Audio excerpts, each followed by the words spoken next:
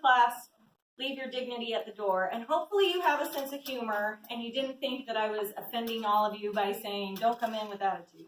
It was meant to be quirky, which, as you'll see after spending 50 minutes with me, is kind of who I am. My name is Greta Eber. I know you're looking at the program and thinking it said Greta Eber. Comes with the territory. My parents wanted to make my life difficult, so they named me Greta. And then I chose to marry the guy in the back, and he just had a weird name, so it just came with the thing. So I've embraced it. I do have a bachelor's degree in music education, and I did teach general music at an elementary school setting for a few years before I got married and became a stay-at-home mommy. And now I have 4 rugrats that keep me pretty much busy all the time. I have had pretty much, I think, every music calling at the ward level that you can have, with the exception of pianist and organist. And the reason is, I don't play. So, I did have 2 years of piano in college, and I don't even volunteer that for people. Like, it's just not even an option. For your sake and my sake, we just pretend it doesn't exist. So when I tell you some things that we're going to do today, I have actually used them in primary settings and in elementary children's settings. So it's not just some crazy woman telling you to do ridiculous things. There are tried and true methods that will work. I also have an issue with standing still. I think it's probably part musician, part elementary, primary person. I just don't sit still or stand still, and I talk with my hands. So there's going to be a whole lot for you to see today. So primarily when I was thinking of what I wanted to do this class about, I talked to Betty a little bit, and we were thinking about different things that we wanted to do, and I found that last year, our ward, we're in a Huber Heights ward over by Dayton, Wright Pat Air Force Base. And so we have a very transient ward. We have people moving in, moving out all the time. And last year, we had a very interesting year that from January to August, we had 3 different primary choristers. And by the time the 3rd one had moved out in August, they looked to me and said, would you sub? And so I subbed from August of last year all the way through the primary program into November, and I finished off in December. So I spent a whopping 5 months subbing as primary chorister, even though I was supposed to be co-teaching with my husband in our 9-year-old class. So I started to ponder this because I'd gotten Betty's call in October, and I started to ponder why we were having such a hard time getting someone called to primary chorister. Now, I will tell you, we can debate forever why people say no to callings. That can be just a part of the church that people can debate till their lives are over. So we're not going to discuss that today. But they did extend the calling to 5 different people, and 5 different people said no, they didn't want this calling. And I got to thinking, what made people, 5 different people feel like they couldn't take on a calling of teaching music to kids? And I think particularly when it comes to music callings, people are a little intimidated. Automatically, when they ask you if you want to do a music calling, everybody starts to go, do I know enough? Am I prepared enough? Can I teach this? Am I, capable of doing this? And while some music callings, such as pianist and organist, require talent-based, you have to be able to play to have that calling, it's not necessary for any other music calling. Whatever calling you're given, even if it's a music calling, the Lord qualifies you for that. In the opposite direction, I expressed this in one of my other classes, I got music callings, and I felt like everybody knew my background. I figured that everybody knew I had a bachelor's degree, and I'd taken a semester of conducting, and I'd had vocal lessons. So when I was choir director, I thought people were expecting me to be a female Mac Wilber. Like they're expecting me to be, let's do it, type of thing. And that was not my comfort zone. I teach children, so teaching an adult choir was intimidating for me. So I put pressure on myself. So I guess kind of what I want you to get out of my class today is you don't have to have a music degree. You don't need to be intimidated by a music calling, especially with primary music. These kids have no idea what your background is, and frankly, they don't care. The only thing children care about is having fun, and they smell fear. So if you're terrified of them, it's true. They do. They can sense weakness. Don't be weak. You walk in there and act like you know what you're doing. It's true. You're all laughing because it's true. You know it's true. So my title of Leave Your Dignity at the Door is really because I don't want you to walk into a primary music setting and thinking that you need to be professional musician woman or man. My man left me. My guy left. Oh man, that's sad. You don't have to go in and be professional musician. They don't care. They want you to come in and have a good time. I have worn tutus. I have danced like a ballerina. I have worn ties. I have worn a stethoscope. I have worn a sailor's hat. I have thrown snowballs. I have sprayed children with water bottles. I'm going to get to that a little bit later. It's my favorite part. I have done pretty much anything. And the thing about it is, if you ask my primary children what they think about Sister Eber or their music teacher, they're going to tell you a couple things. She's crazy. She's silly. She's funny. A few will tell you that I'm mean, and that's usually the ones that I've disciplined. But they usually just want to have a good time. I will tell you that when you do fun techniques, especially with senior primary, have all the fun you want, but draw a line. When you decide that we're going to play a game and we're going to do something fun, okay guys, this is what we're going to do. We're going to have a great time. But if you cross this line, the fun stops. And to be perfectly honest, it's terrifying to do that. You go home feeling like a heel because you made little Johnny cry because he threw a shaker egg and you took it away. If you're making him cry, you've done something right. Sorry, it's true. If you just make one of them cry, the rest of them will catch on to it and they won't do it. So you have to make sure that when you have fun, you draw a line. And that's when I say, when you ask some of my kids and they say she's mean, those are the kids that have been told, you're crossing the line. Exactly, you've pushed me. And that's it. And you immediately stop. My primary kids know we can have the best time of our lives with Sister Eber, or we can stand there and stare at each other until we get done. And we've done it before. And you notice my voice changes, my demeanor changes. I look them in the eye. It becomes a complete personality change so that they know, uh-oh, she's in my mom voice, as my kids call it. If she goes to mom voice, everybody stops. It's, oh no, it's happening. So when you leave your dignity at the door, have a good time with it. Enjoy yourself, but make sure you have a line that they know not to cross.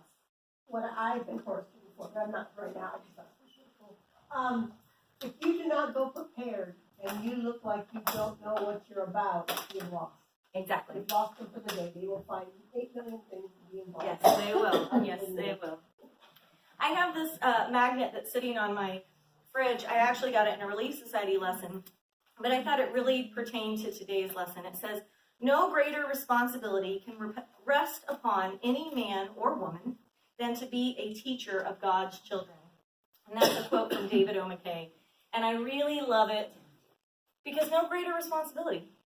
Primary and church callings are the one time that when you drop your child off to that person, you know that that person has been called of the Lord to watch over your child. You don't get that in public school. You don't get that at home school. You haven't been called and set apart to be a mama. It's just part of it. I guess you have been in a way, but not officially. But you don't get that in a lot of other settings. Primary is the one setting or nursery, where you're leaving your child with someone that the Lord has called to be responsible for your child. So don't have fear leaving your child with someone. And if you're called into that calling, don't have fear to be responsible for that child. That's part of who you are. That's what you've been tasked with doing. So I say that. I did give you all handouts. Those are for you to keep. And I left you little lines that you can make notes. Do you need one, dear? Or did you grab one? I do. I can grab one. Okay. Yeah, there aren't eggs under your chairs either. You even get to take a gift home. So don't worry. We're going to get to the eggs under your chairs in a minute. So I'm going to kind of briefly go over, we're going to have a good time, girls. Get ready. Buckle your seats. So we're going to go over a couple of my little tiles that I have up here. I'm a little old school. My 13-year-old did a PowerPoint presentation, and I was too scared of the technology. So I went to posters and magnets because they don't time out on me, okay? They're nicer than technology. I'm a little OG in that way. So we're going to go through these little sayings that I have. The reason I use catchphrases is because catchphrases are easier to remember, right? Like that's the way people learn. So we're going to do some catchphrases, and then to the next part, we're going to have a primary singing time lesson. And you are going to be my primary children, and I'm going to be your primary chorister. And I know you're really excited about that, because I just told you I'm crazy and silly, so you don't know what I'm going to do. So I talked about leave your dignity at the door. My next one is repetition, repetition, repetition. Did you see what I did there? Do you get it? Yeah, good. So repetition is important in music. Repetition is important in life. But think about athletes, musicians. What do you do to get better? You practice all the time. Primary music is so essentially repetition, doing the same songs over and over and over again. Not just so that they get the words, but so they know the melody, so they're learning to perform, so they're learning to be in front of people. And it's important to you. When I was called the first time to be primary chorister, I'm a convert. I joined the church when I was 23. And so I only knew a few primary songs from being a young mother. I knew I am a child of God, Jesus wants me for a sunbeam, and popcorn popping. And in case you were wondering, they're like never in the primary programs. So I really had no idea what I was doing. I went to teach them love one another, and my little senior primary kids in the back, you know, the ones that are almost in young women, so they know everything. You guys have those? Or maybe y'all were So there are hand signals for that song. There are? I didn't know.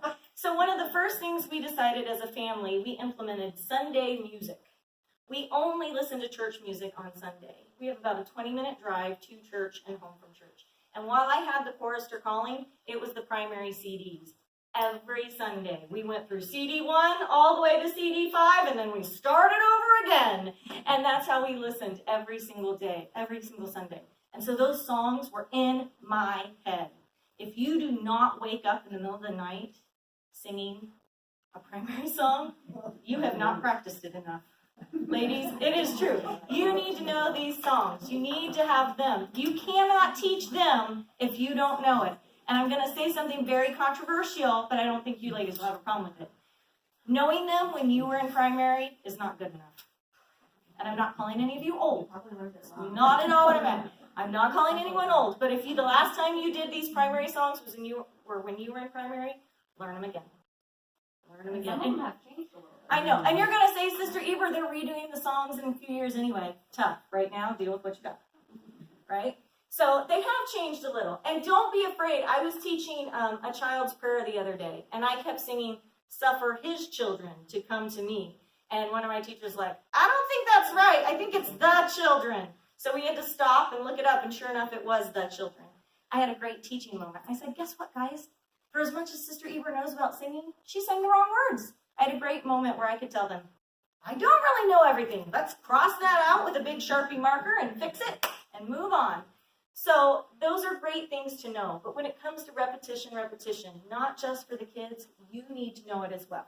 You need to have it. Sorry, I want to make sure I cover everything that I wanted to cover. All right, you are the rock star of primary. This is a running joke between my husband and I heard some ladies, you're in the primary presidency right now. Is this true? Okay, don't take offense to what I'm about to say. Okay? So here's the deal with why you're the rock star of primary. I told you a little bit ago that our ward at one time had about 120 primary children. All those 120 primary children were divvied up into classes, right? So each of them had a different primary teacher that they saw each week. Now, they did have 4 primary presidency members that they see on a regular basis, but you switch out teaching sharing time, yes? Yeah. I'm going to say yes. Oh, you're going to say, okay. So the ward primary presidency, they switch out every Sunday. So the one person that every single primary child is seeing every single Sunday is the primary chorister. You are the one constant that every single child has. Why does that matter? Here's why that matters. You've got Jimmy, who's a sunbeam. You got Joey, who's in the 8-year-old class. And you got Cindy, who's in the 10-year-old class. They all go home after church, and mom and dad asks them, what did you learn in primary today? And they're all going to tell their parent something different, except for during singing time. Sister Eber did this crazy thing today where she sprayed us all with water bottles. It was awesome. You're that one constant that straight across the board they see every Sunday and they know. Use it. Make it a connection. When I was first called as primary chorister, I would have kids see me in the hallway and go, good morning, music teacher. Good morning, Sister Eber. I'd be sitting in sacrament meeting and I'd look over and there across from the chapel would be some little kid. I'd have kids come up and hug me all the time because I was that familiar face that they all saw. If I got up to give my testimony on fasting testimony meeting, guess what? There are those kids going, "That's our music teacher. That's our music teacher. That's up there." They would recognize me right away. You are the rock star. Own it. Make it yours. Connect with those kids and be that fun person. The next one is actually over here. If you want them to follow you, lead in a way you can follow. They can follow. I'm about to throw everything that the conductors have been saying in all of their classes this morning out the window. Children cannot follow a conducting pattern. I have taken an entire semester in college to learn properly how to conduct. I know how to conduct with my right hand, pat out a beat with my left hand, and pat out another beat with my right foot. And let me tell you, I hated it. I got a B in the class. Not something I like to discuss. Okay? But I will tell you, it doesn't matter to children. All they're seeing is you waving your hand. Looks good. I look pretty, don't I? I look like I know what I'm doing. But it doesn't matter. When I was teaching elementary music, this is something that I would use on a regular concert basis with my elementary children. And go, now, bang, and so. I can hear you. Get louder, and louder. Now, yes, and stop. Yeah, I'm a fun gal, lady. Yes, I'm a fun gal. Those were my conducting patterns. That was the extent of what I taught elementary music at a professional setting. That's what I did. I looked ridiculous because all they could see was this. I'm going to tell you right now, don't use that conducting pattern in the chapel during the primary program. Yeah, right. Your bishop will be calling you. I'm calling you. I'm calling you. That's right. He'll be calling you to uncall you. You cannot do Whoopi Goldberg and Sister Act in primary. But the point is, teach in a way that they can follow. If they know that you mean is breath and go, they're good. They know that this means together and stop. Perfect. Stand up, sit down. And do this several times. When you're practicing for the primary program and they're all standing up at different, nope, you didn't do it good enough. Sit down, let's do it again. 1, 2, 3, and up. Nope, still not good. Sit down, let's do it again. 1, 2, 3, up, better. 1, 2, 3, down. Over and over again. Notice that when I just did that, I went into mom voice. Did you guys know that? I didn't even mean to do it. It just kind of happened. Sometimes it sneaks out. So, lead in a way that they can follow. My other pet peeve about this is you get so many new choristers that come in and say, okay, we're going to sing, give, said the little stream, give, oh, give. I think that's right. But guess what? They start automatically teaching the song or teaching the words, but they don't teach the melody. These kids have no idea. I am a child of God, repeat I, it's your turn, ready, go. I am a child of God, my turn. And he has sent me here. And is your starting note ready, go? And he has sent me here. I'm not going to go through the whole thing, but you get the idea. And I also picked a song that you already know. But guess what? Number one, I'm teaching you the melody, and so you have an idea of what you're supposed to be doing. Second of all, it's repetition. I told you that was going to come back. Teach the melody. Don't just teach. I am a child of God. Let's say it. I am a child of God. They can read it. Well, Sunbeams can't, but the rest of them can. They can read the flip charts. Teach the melody. Please. It's a pet peeve of mine because you're going to put them up in front of a bunch of people and they're going to look at you and they're going to be reading the words and they're going to have that deer in headlights look. I have no idea what I'm supposed to sing right now. Teach the melody. It has to be taught. Don't be afraid to not use the piano. They said, do you need anything today? I said, I don't need a piano. I can teach you, if I've done repetition, and I'm singing these songs in my sleep, I should be able to tell you how to echo and come back, right? See how it all ties together? I promise I'm not just crazy. There's a method to this madness. It works, I promise. The next one is a branch out and fall back. This is going to seem a little contradictory to you, and I'm going to explain why. There's two different things about that. Branch out and fall back. I told you I was a convert to the church. In the first 5 years that I've been a member of the church, every Mother's Day I heard, Mother, I love you. Mother, I do. I've heard this song so many times I could puke. That's my rendition of that baby. It It's a beautiful song, and yes, all the mommies love to see their sweet little darling Jimmies up there on the front row, hanging off the front of the balcony, trying to sing this song to you. You laugh because it's true. It's so true. I wanted to branch out. So the first thing I did when I got called, and I'm listening to my primary CD because repetition, repetition, repetition, I heard this most beautiful Mother's Day song called The Dearest Names. Let me tell you why this is one of my favorite songs. Because you teach them the melody, which I just told you to do. But verse 1 is Mother's Day, and verse 2 is Father's Day. 2 for 1, people! 2 for 1! Yes! I don't have to spend an entire month teaching a whole brand new song that they're going to sing in 30 seconds in front of everybody. Because that's what it is, right? You get 10 minutes getting them up there, they sing for 30 minutes, and then it's 10 more minutes getting them down. Hopefully 30 seconds, and then 10 minutes they get down, and hopefully you haven't run over any sunbeams in the process, which I have seen sunbeams trampled. True story. I'll tell you that afterwards. We don't have time. But The Dearest Names was a beautiful song. I branched out. I stepped away from Mother, I Love You, which is still a beautiful song, but it's been played so many times. It's like the Macarena of primary songs. Don't write that one down. Don't make that. That should not be in the notes section. Some mother's going to come and let me have it. I love that song. Anyway, when we did The Dearest Names, something amazing happened. After they sang for Mother's Day, I had a gentleman in our ward who was a little bit older. He came up and he said, I haven't heard that song in years. I'm so thankful you did it. Branch out. You don't have to do Mother, I Love You. You can do whatever you want. Well, it needs to be a Mother's Day song. But you can do whatever Mother's Day song you want. Don't feel like you have to be stuck in the same primary songs all the time. Branch out. Find out what other songs there are, because there are so many beautiful primary songs. Now, back to contradicting myself, my next part of that is fall back. Have a fallback song, because this has happened to me. I just told you all my years of wisdom and experience teaching children, and occasionally I get up in front of them and my lesson bombs badly. And the primary presidency is looking at me like, this is about to dissolve into chaos and we have anarchy. Quick, go get the bishop.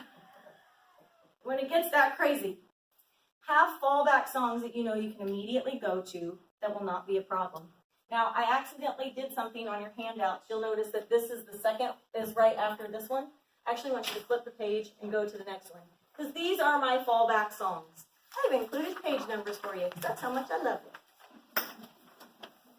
My first time calling, being in primary chorister, the bishop called me in January. I'd been very beginning of January, and he said, we have a 5th Sunday in January, and I want the primary children to sing. So could you teach them a brand new song? Sure, Bishop. Yeah. All right. He said, by the way, I want it to be this brand new song, which was I Pray in Faith. It's a song that you all know. It actually teaches the way to pray. It's a very beautiful song. It was totally perfect for sacrament meeting, and it was a great way to start our January. It became something that became one of my fallback songs. If my kids were being rowdy and we needed a closing song because we were about to pray and send them out to the world, I Pray in Faith. Boom. Let's have a moment. Let's pray, or let's sing a song about prayer and how to be reverent, and then we can go into our closing prayer. Reverence and love is another awesome one, just because how many times do you have to remind your children to be reverent in primary? I will say this. If you teach the children reverence is love, define reverence. Don't teach our sunbeams the big word and they don't know what it means. And actually, reverence is love says reverence is more than just quietly sitting. So it's another great fallback song.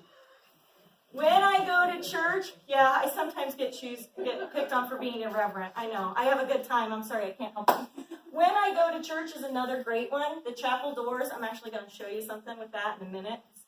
Let me tell you the story about the chapel doors really quick.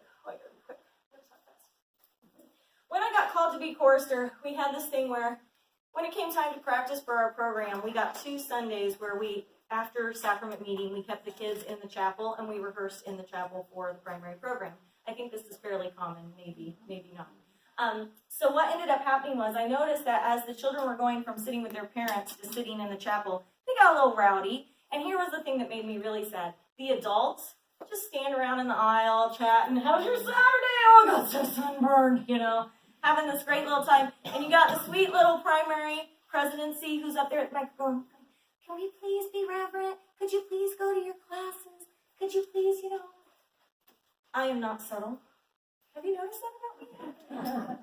I am not subtle, but because I had taught my children the chapel doors, I went up, I kind of gently scooted the primary president out of the way, and without the piano, I leaned into the microphone and said, the chapel doors seem to say to me, be still, for this is a reverent place to be. And by the time I got there, my primary kids had caught on, and guess what? They're singing it with me. And guess what's even worse? The adults suddenly realized, we gotta get out of here. We are being irreverent, and we are not teaching the children, and Sister Eber just kind of called us out in a very nice, polite way, I can tell you that I have done this on 3 separate occasions, and it has been the same result every time. Make one of your fallback songs the chapel doors. Teach it to your kids and have them sing it in front of the adults. I get goosebumps thinking about it. I promise you it makes a huge difference. So that's why I like that. I hope they call me on a mission. Another great fallback song. We're going to do that one in a minute. Our bishop, something really cool happened. Our primary program was at the end of October. Our bishop's birthday was in November. And if you know from being primary chorister, after the primary program, you have November and December to kind of do what you want. Everybody does Christmas music in December because, duh. But in November, you kind of have a chance to do what you want. We just got a brand new bishop. I knew his birthday was at the end of November, and I found this really awesome song called Our Bishop that I thought would be fun. So I wrote a drum line. You can have drums in the primary room. I double checked. I did. I got credit. I promise I always check because I'm going to be the one that gets called down into the bishop's office. So I always check. So I got me a couple bongos. We made some maraca eggs. We got us a triangle. A little triangle goes a long way.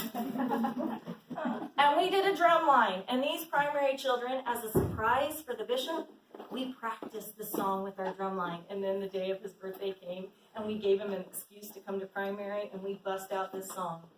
He was in tears, in a good way. The children were able to do something for the bishop, and it was fun for them, and we got to keep a secret, and they loved it, and it was so exciting for all of us. It was a good time, and I have used it on more than one occasion. Teach them Our Bishop. It's great. Dearest names, I already talked to you about. 2 for 1, ladies. 2 for 1. That's all I need to say. Every good shopper knows what that means. I love to see the temple. This is going to take some time and effort. Don't feel like you have to do it if you don't want. If you look in the Friend magazine, they do these every once in a while.